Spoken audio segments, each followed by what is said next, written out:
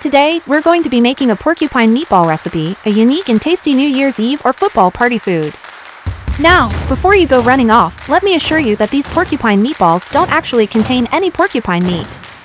They're called porcupine meatballs because the uncooked meatballs have rice grains sticking out of them, which makes them look like little porcupines.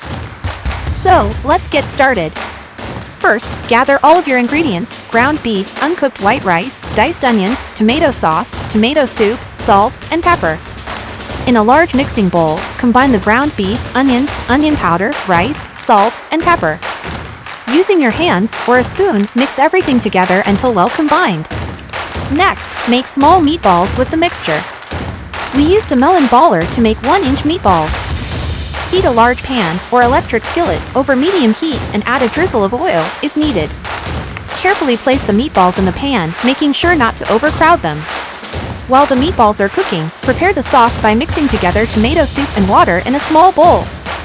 Add the sauce to the pan and stir to coat the meatballs.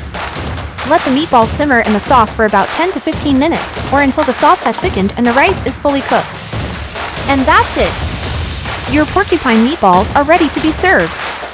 I hope you enjoyed this unique and delicious twist on the classic meatball at your next party.